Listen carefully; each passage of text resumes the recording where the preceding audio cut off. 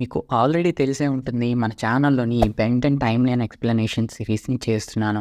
ప్రీవియస్‌గా చాలా వీడియోస్ చేశాను. చూడకపోతే గనక అవి చూసొచ్చి ఈ వీడియో గనక చూస్తే మీకు చాలా క్లారిటీగా అర్థమవుతుంది. సో, మెయిన్ టాపిక్‌లోకి వెళ్ళే ముందు మీరు గాని మా ఛానల్‌ని ఫస్ట్ టైమ్ చూస్తున్నట్టయితే ప్లీజ్ లైక్ చేయండి, షేర్ చేయండి. తప్పకుండా మన ఛానల్‌ని సబ్స్క్రైబ్ చేసుకోండి. ఆల్వర్ టీమ్‌కి గ్యాల్వన్ ప్లానెట్‌కి సంబంధించిన సెక్యూరిటీ కోడ్ దొరికింది కాబట్టి ఆ ప్లానెట్లోకి ఎంటర్ అయ్యి గ్యాల్వన్ ప్రెడిటర్ స్కెలిటన్ నుంచి డిఎన్ఏ తీసుకుంటాడు ఖైబర్. అక్కడికొచ్చిన 2 అప్గ్రేడ్ ఏలియన్స్ని మాల్వేర్ అక్కడికక్కడే చంపేస్తాడు. ఇది చూసిన కొంతమంది సెక్యూరిటీ వాళ్ళు ఆ ప్లేస్కి యాస్మత్ని తీసుకొస్తారు. అక్కడే ఉన్న మాల్వేర్ టీమ్ యాస్మత్ని ట్రాప్ చేస్తారు. ఖైబర్ తన పెట్ని గ్యాల్వన్ ప్రెడిటర్గా చేంజ్ చేసి యాస్మత్ 5కి అటాక్ చేయిస్తాడు.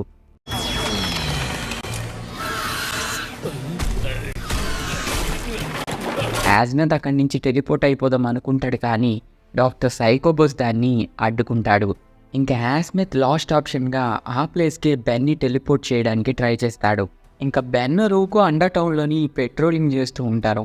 అదే టైంలో బెన్ గురించి ఇంకా ఇన్ఫర్మేషన్ తెలుసుకోవాలని చెప్పి రూకేమో ఫీడ్బ్యాక్ ఏలియన్గా ఎందుకు మారడం ఆపేశావని చెప్పి అడుగుతాడు. దాని గురించి మాట్లాడడం బెన్కి ఇష్టం లేక చెప్పడు. అప్పుడే మిస్టర్ ప్యాక్మర్ కొత్త బిజినెస్ పెట్టుకుందామని చెప్పి ఫుడ్ని ఫ్రై చేస్తుంటే వెహికల్ తగలబడిపోతుందేమో అని చెప్పి బెన్ దాన్ని ఆపుతుంటే సేమ్ టైంలో యాస్మత్ టెలిపోర్ట్ చేయడం వల్ల టెలిపోర్ట్ అయిపోతాడు. దానివల్ల వెహికల్ పాడైపోతుంది. ఇంకా ట్రిగర్ అయిన మిస్టర్ ప్యాక్మర్ డైరెక్ట్గా మ్యాక్స్ తాత దగ్గరికి వెళ్ళి, నువ్వు బెన్కి తాతయ్యో తకదయ్యో నాకు తెలియదు, బెన్ నా వ్యాపారాన్ని దెబ్బతీస్తున్నాడు, దానికి నష్టపరిహారం కావాలని చెప్పి కంప్లైంట్ ఇస్తాడు.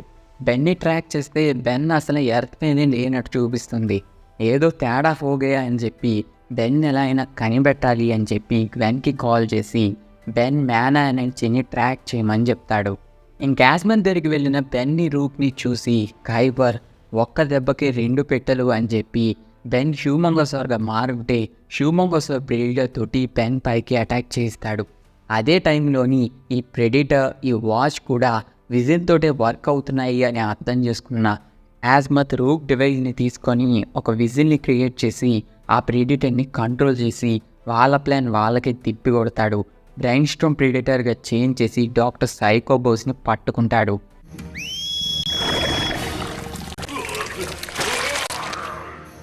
ఇంకా ఇక్కడ ఉండి టైం వేస్ట్ అని చెప్పి మాల్వేర్ అక్కడి నుంచి వెళ్ళిపోతే నెమెట్రిక్స్ని తీసుకొని ఖైబర్ కూడా అక్కడి నుంచి ఎస్కేప్ అయిపోతాడు. డాక్టర్ సైకోబోస్ ఆ పెట్ మాత్రం అడ్డంగా దొరికేస్తారు. రూక్కి అప్పుడు అర్థమవుతుంది లాస్ట్ టైం రూక్ జెట్ నుంచి వీళ్ళు గ్యాల్వన్ సెక్యూరిటీ కోడ్ని పట్టుకెళ్ళారు అని. ఇంతకీ మాల్వేర్ ఎవరో రూక్కి అర్థం కాదు. ఏంటి నువ్వు ఇంకా నీ పార్ట్నర్కి ఫీడ్బ్యాక్ ఇష్యూని చెప్పలేదా అని చెప్పి యాస్మత్ అడిగితే బెన్ అప్పుడు చెప్తాడు, నా చైల్డ్హుడ్లోని ఫీడ్బ్యాక్ ఏలియన్ని చాలా బాగా యూజ్ చేసేవాడిని. ఒకసారి మాల్వేర్తో ఫైట్కి వెళ్ళినప్పుడు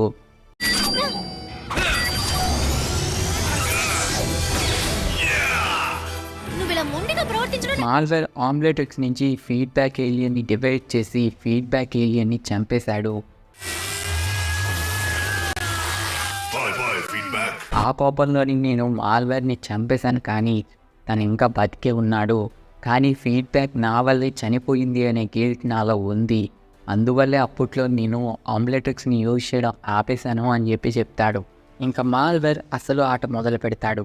గ్యాల్వన్ బి ప్లానెట్ పైకి వెళ్ళి అక్కడున్న అప్గ్రేడ్ ఏలియన్స్ని అబ్జర్వ్ చేసుకొని వాటిని అన్యాక్టివేట్ చేసి గ్యాల్వన్ బి మెయిన్ పవర్ కోర్ని అబ్జర్వ్ చేసుకొని దాని ద్వారా ఆ ప్లానెట్ మొత్తాన్ని కూడా తన కంట్రోల్లోకి తెచ్చుకొని ఆ ప్లానెట్ని అబ్జర్వ్ చేసుకొని ఆ ప్లానెట్టే తనైపోతాడు. ఇంకా ఆ ప్లానెట్ మొత్తాన్ని 3 ముక్కలు చేసేస్తాడు.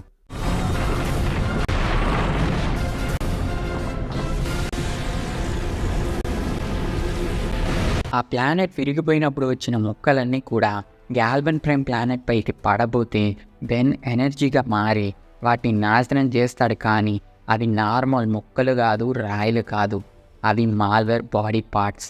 వాటి ద్వారా మాల్వేర్ ఇంకా బాగా గ్రో అయ్యి యాస్మత్ పైన బెన్ పైన అటాక్ చేయబోతే బెన్ హ్యూమంగోసార్గా మారి మాల్వేర్ని ఎదుర్కొంటాడు.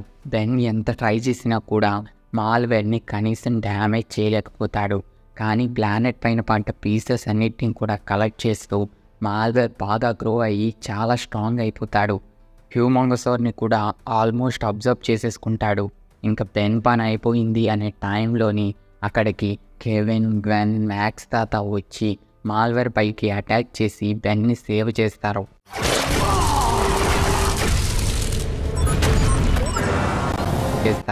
చావు దెబ్బ తిన్న బెన్ మరి ఇంకా రాడ్లే అనుకొని మాల్వేర్ తన అసలు ప్లాన్ని స్టార్ట్ చేస్తాడు.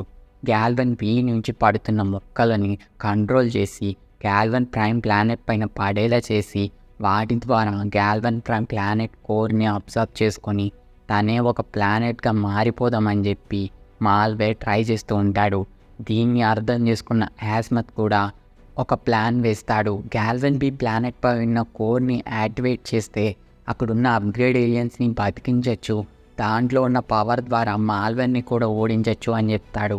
అప్పుడు దాకా గ్యాల్వన్ ప్రైమ్ ప్లానెట్ని అబ్జర్వ్ చేయకుండా సెక్యూరిటీ షీల్డ్ని యాక్టివేట్ చేయమని బ్లూ కిచ్ డ్రీబాకి అప్పచెప్తారు. ఇంకా అప్పటిదాకా మాల్వేర్ని ఆపడం కోసం కెవిన్, బెన్ వెళ్తారు.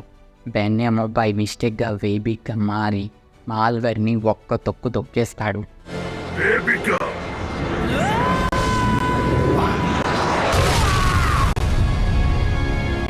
ఇంకా మాల్వేర్ పని అయిపోయింది, ఫైట్ అయిపోయింది అనే టైంలోని మాల్వేర్ ఇంకా అప్పుడే ఫైట్ చేయడం స్టార్ట్ చేస్తాడు. మాల్వేర్ వేబిక్ కంటే పెద్దగా అయ్యి వేబిక్ని డిఫీట్ చేసి వేబిక్ని అబ్జర్వ్ చేసేసుకోవడానికి రెడీగా ఉంటాడు. ఇంకా తన పీసెస్ తోటి గ్యాల్వన్ ప్లానెట్ కోర్ని కూడా అబ్జర్వ్ చేసేసుకోవడానికి వెళ్తే డ్రీబా వాళ్ళు అప్పుడే సెక్యూరిటీని యాక్టివేట్ చేసేస్తారు. దానివల్ల ప్లానెట్ని అబ్జర్వ్ చేసుకోవడం అవ్వదు. మాల్వేర్ ప్లాన్ ఫెయిల్ అవుతుంది. ఆ కోపంలోని ఆ ప్లానెట్లో ఉన్న తన పీసెస్ మొత్తాన్ని కూడా అబ్జర్వ్ చేసుకొని వేబిక్ కంటే 10 times పెద్దగా మారి వేబిక్ని కూడా అబ్జర్వ్ చేసేసుకుంటాడు. అందరికీ చివరి హోప్ అయిన బెన్ ఇప్పుడు హోప్లెస్గా ఉన్నాడు. మాల్వేర్ బాడీలోకి వెళ్ళిన బెన్ తన గతాన్ని గుర్తు తెచ్చుకొని గతంలోకి వెళ్తాడు. గతంలోని ఫీడ్బ్యాక్ ఏలియన్ తన వల్లే చనిపోయింది అనే బాధలో ఉన్న బెన్ని చూసి యాస్మత్, ఎప్పుడూ గెలుస్తూ ఉంటే మనకి నేర్చుకోవడానికి ఏమీ ఉండదు, కొన్నిసార్లు మనం ఓడిపోతేనే ఇంకా నేర్చుకోగలుగుతాం, ఇంకా పవర్ఫుల్ కాగలుగుతాం, దాని నుంచి నువ్వు నేర్చుకోవాలి కానీ ఇలా బాధపడకూడదు అని చెప్తాడు. దాన్ని ఇప్పుడు బెన్ అర్థం చేసుకొని తన పెయిన్ని తను యాక్సెప్ట్ చేసి తనని తానే యాక్సెప్ట్ చేసుకొని హీరో టైంకి రెడీ అవుతాడు. ఇంకా బెన్ లేకపోవడం వల్ల బెన్నే తను ఓడించలేకపోయాడు, మనమే ఓడిస్తామని చెప్పి అందరూ ఆశ వదిలేస్తారు.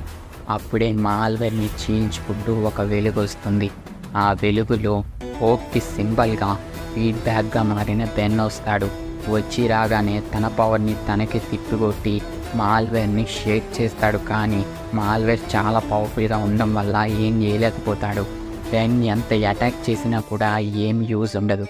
అప్పుడే గ్యాల్వన్ బీ ప్లానెట్లో ఉన్న కోర్ని రిపేర్ చేసి అప్గ్రేడ్స్ని మళ్ళీ బతికించి ఆ అప్గ్రేడ్స్ అన్నిటినీ కూడా తెచ్చి మాల్వేర్ పైకి వేస్తాడు. దానివల్ల మాల్వేర్ కొంచెం వీక్ అవుతూ ఉంటాడు.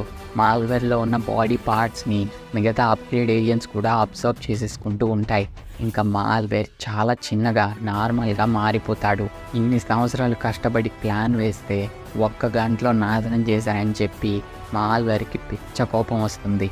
నువ్వో నేనో బతకాలి అని చెప్పి ఫీడ్బ్యాక్ పైకి అటాక్ చేయబోతే యాస్మత్ ఇచ్చిన ఐడియాతోటి ఆ కోర్లో ఉన్న పవర్ని అబ్జర్వ్ చేసుకొని ఫీడ్బ్యాక్ కూడా మాల్వేర్ పైకి అటాక్ చేస్తాడు. ఇప్పటికే నువ్వు చాలా చేస్తావు, బతుకుంటే ఇంకా చాలా చేస్తావని చెప్పి మాల్వేర్ కథకి ఫుల్ స్టాప్ పెట్టి మాల్వేర్ని చంపేస్తాడు.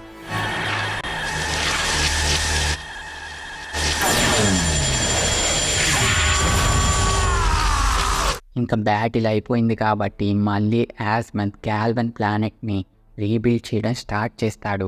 బెన్ యూనివర్స్ని కాపాడిన ప్రతిసారి యాస్మత్ బెన్కి ఫుల్ ఎలివేషన్ ఇచ్చి ఫ్యూచర్ గురించి చెప్తూ ఉంటాడు కదా, అలాగే ఈసారి ఏం చెప్తాడని చెప్పి యాస్మత్ దగ్గరికి వెళ్తే, నువ్వు యూనివర్స్ని కాపాడిన ప్రతిసారి కూడా పెద్ద ఎలివేషన్ ఇచ్చి నిన్ను పొగడాలా, నాకు టైం బొక్క, పర్లేదు బాగానే చేస్తావు, పక్కెళ్ళి ఆడుకో అని చెప్తాడు. ఇంకా వార్లోని కెవిన్కి కైబర్ వదిలేసిన పెట్ బాగా హెల్ప్ చేసి ఉంటుంది. కెవిన్కి కూడా ఆ పెట్ బాగా నచ్చడంతో దాన్ని పెంచుకుందాం అనుకుంటాడు.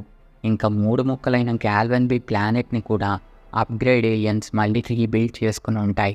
అంతా నార్మల్ అయిపోతుంది. ఇంకా హ్యాపీ ఎండింగ్ అనుకుంటే అస్సలు కాదు. అసలు కథ మొదలైంది ఇప్పుడే. బెన్ మాల్వేర్ని చంపేశాను అనుకుంటున్నాడు, కానీ మాల్వేర్ ఇంకా బతికే ఉంటాడు. నెమెట్రిక్స్తో పారిపోయిన కైబర్ బెన్ని మళ్ళీ ఎలా అయినా వేటాడాలి అనే కోపంతో ఇంకొక పెట్కి నెమెట్రిక్స్ని పెట్టి దాన్ని యూజ్ చేయడం కోసం ట్రైనింగ్ ఇస్తూ ఉంటాడు.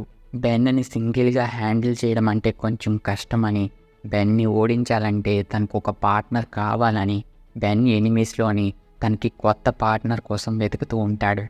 ఆ లిస్ట్లో మొదటి పేరు యాల్బిడో ఉంటుంది. ఇంకా గాల్వన్ పైన అటాక్ చేసినందుకు డాక్టర్ సైకోబోస్ని గాల్వన్ జైల్లో పెడతారు. కానీ అక్కడి నుంచి ఒక పర్సన్ తన్ని తప్పిస్తారు. తనే incursions king కూతురైన princess ఎటయా. Incursions army చాలా ఎక్కువగా ఉంటుంది. ఇన్కర్షన్స్కి కింగ్ అయిన మిలియస్ ప్లానెట్స్ అన్నిటినీ కూడా ఆక్రమించి అలా యూనివర్స్ని ఏలాలి అని చెప్పి ప్లాన్ చేస్తాడు. దానికోసమే డాక్టర్ సైకోబోస్ని తెప్పించుంటారు. అప్పుడే సైకోబోస్కి ఒక ఐడియా వస్తుంది. లాస్ట్ టైం రవోనా ప్లానెట్ గురించి తెలుసుకుని ఉంటాడు కదా. రవోనా ప్లానెట్లో ఉన్న ఫ్రూట్స్ ద్వారా తీసిన జ్యూస్ తోటి పీపుల్స్ని కంట్రోల్ చేయొచ్చు. ఒక ప్లానెట్ని ఆక్రమించి ఈ జ్యూస్ ద్వారా ఆ ప్లానెట్ని కంట్రోల్ చేయొచ్చు అని చెప్పి ఐడియా ఇస్తాడు. అది మాత్రమే కాకుండా ఇన్కర్షన్స్ ద్వారా ఒక టోకోస్టార్ ఏలియన్కి సంబంధించిన డిఎన్ఏ తెప్పించి ఆ డిఎన్ఏ ద్వారా చాలా టోకోస్టార్స్ని క్రియేట్ చేసి అవి కంప్లీట్ అయిన వెంటనే ఈ జ్యూస్ ద్వారా ఆ ఏలియన్స్ని కంట్రోల్ చేసి వాటిని ఒక ఆర్మీగా రెడీ చేద్దామనుకుంటాడు. టోకోస్టార్ అంటే ఒక వేబిక్ ఓడించడమే చాలా కష్టం అంటే వీళ్ళు ఏకంగా ఒక ఆర్మీనే రెడీ చేయబోతున్నారు. ఈ ప్రాసెస్ అంతా కంప్లీట్ అవ్వడానికి కొంచెం టైం పడుతుంది. అప్పటిదాకా షుగర్ ఆగని ఇన్కర్షన్స్ కింగ్ అయిన మిలియస్ ఆలోపే ఏవైనా ప్లానెట్స్ని ఆక్రమించుకుందామని చెప్పి అప్చత్ ప్లానెట్ అయిన పేటోస్ 11ని ఎలా అయినా ఆక్రమించాలని ఆ ప్లానెట్ పైన అటాక్ చేసి ఆ ప్లానెట్ క్వీన్ని కిడ్నాప్ చేస్తారు. క్వీన్ కోసం, ప్లానెట్ కోసం అప్చత్ ఏలియన్స్కి ఇన్కర్షన్స్కి వార్ స్టార్ట్ అవుతుంది. అదే టైంలో బెన్ 10 క్యాట్ లేడీని అటాక్ చేయడం కోసం అప్చక్గా మారి తన్ని ఓడిస్తాడు. అప్పుడే బెన్కి సిగ్నల్ వస్తుంది. ఇంకా బెన్ రూక్ ఆ ప్లానెట్ దగ్గరికి వెళ్ళి చూస్తే అప్చక్సే గొడవ పడుతూ ఉంటారు. అప్చక్స్లోని 2 జాతులు ఉంటాయి. ఒక జాతి ఏమో క్వీన్ని సేవ్ చేద్దామంటే ఇంకొక జాతి ఏమో ప్లానెట్ని సేవ్ చేద్దామంటారు. ఇంకా బెన్ బాగా ఫేమస్ కదా, ఆల్రెడీ వాళ్ళందరికీ తెలుసుంటాడు. ఇంకా బెన్ మధ్యలోకి దూరి క్వీన్ని సేవ్ చేస్తా అనే టీంకి సపోర్ట్ చేస్తా అంటాడు. రూక్ ఏమో ప్లానెట్ని సేవ్ చేద్దామనే టీంకి సపోర్ట్ చేస్తా అంటాడు. అలా ఇద్దరు 2 ప్లాన్స్తో వెళ్తారు. క్వీన్ని కిడ్నాప్ చేయించిన ఎటయా క్వీన్కి ప్లానెట్ రాసిమ్మని అడిగితే తను నో అంటది. అప్పుడే బెన్ ఏలియన్గా మారి ఎటయాని ఎరగొట్టి మరీ క్వీన్ని సేవ్ చేస్తాడు. ఇంకా క్వీన్ సేవ్ అయిపోయింది కాబట్టి ఇన్కర్షన్స్ తోటి వార్ ఆపడం కోసం ఆ ప్లానెట్ని తినేయమని చెప్పి అప్చక్ ఆర్మీ మొత్తానికి చెప్తుంది. యాక్చువల్గా అప్చక్స్కి చాలా ఆకలి ఎక్కువ కాబట్టి వాళ్ళ ప్లానెట్ని వాళ్ళే తినేస్తూ ఉంటారు. ఆల్రెడీ ఒక 10 ప్లానెట్స్ని మింగేసి ఉంటారు. ఇప్పుడు ఇన్కర్షన్స్తో వార్ ఆగాలంటే ప్లానెట్ ఉండకూడదు అని చెప్పి ప్లానెట్ మొత్తాన్ని తినేయమని చెప్పి ఆర్డర్ వేసి ఉంటుంది. వారిని ఇంత ఫైట్ చేసింది ఇందుకోసమా అని చెప్పి బెన్ 10 ఎక్స్ప్రెషన్ ఇస్తాడు.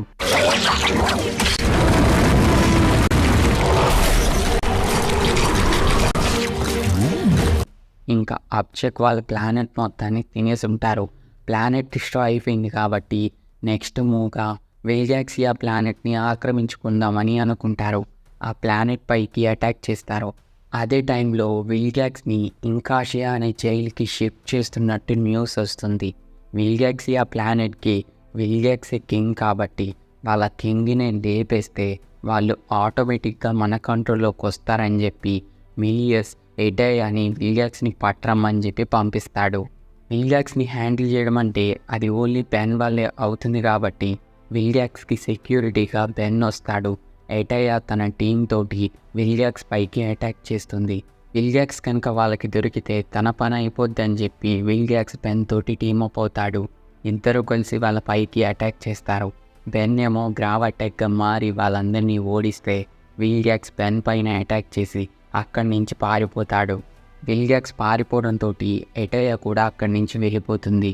వేలియాక్స్ లేకపోవడంతో వేలియాక్స్ ఆ ప్లానెట్ని ఇంకర్షన్స్ ఆక్రమించుకోలేకపోతారు.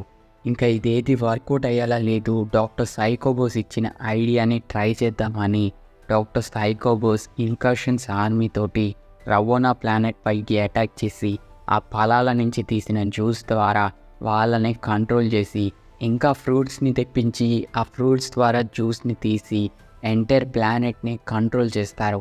ఇది చూసిన రూక్ వాళ్ళ బ్రదర్ వాళ్ళ నుంచి ఒక చిన్న షిప్తో తప్పించుకొని పారిపోయి ఎర్త్కి వచ్చేస్తాడు. ఇంకా జరిగింది తెలుసుకున్న రూక్ తన ప్లానెట్కి వచ్చి చూస్తే అంతా నార్మల్గానే ఉంటుంది. డాక్టర్ సైకోబోస్ ఎటువంటి తేడా రాకుండా వాళ్ళ బ్రెయిన్స్ని కంట్రోల్ చేస్తూ ఉంటాడు. బట్ బెన్కి రూక్కి వాళ్ళ బిహేవియర్ కొంచెం తేడాగా అనిపిస్తుంది. ఇంకా దొరికిపోయామని చెప్పి వాళ్ళు కూడా బెన్ పైన అటాక్ చేస్తే బెన్ వాళ్ళు వాళ్ళ దగ్గర నుంచి తప్పించుకొని డైరెక్ట్గా ఎటాయా పైన అటాక్ చేస్తారు. ఎటాయా వెనక ఉన్నది డాక్టర్ సైకోబోస్ అని తెలుస్తుంది. అప్పుడే బెన్ వాచ్లోని కొత్త ఏలియన్ అన్లాక్ అవుతుంది.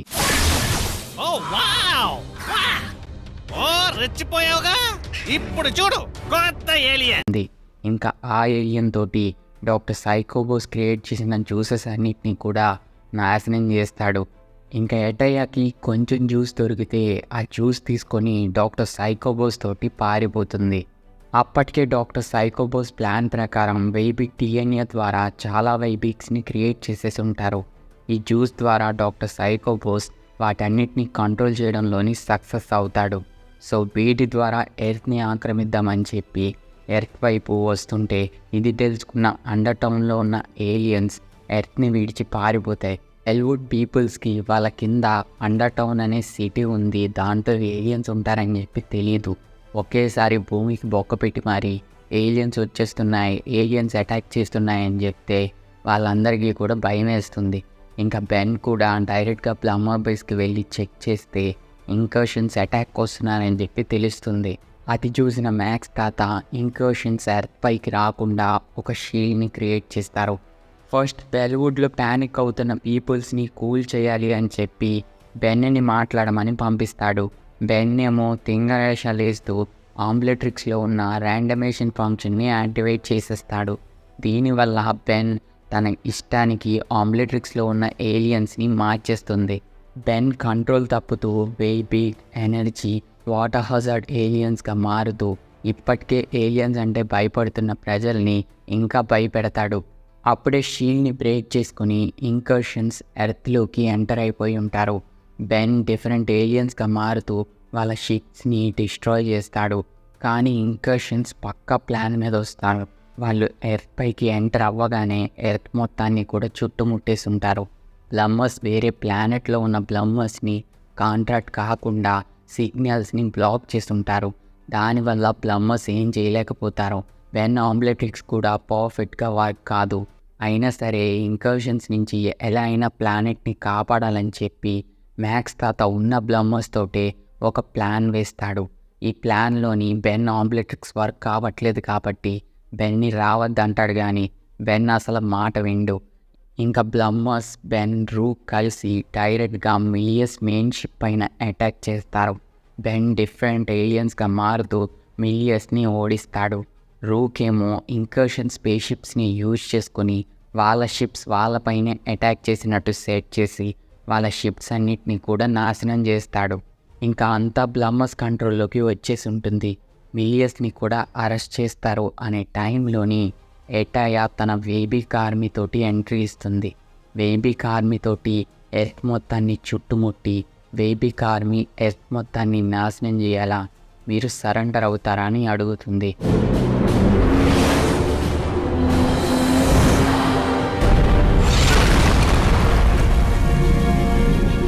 ఇంకా బ్లమ్మర్స్కి వేరే ఆప్షన్ లేక బెన్తో పాటు అందరూ సరెండర్ అయిపోతారు.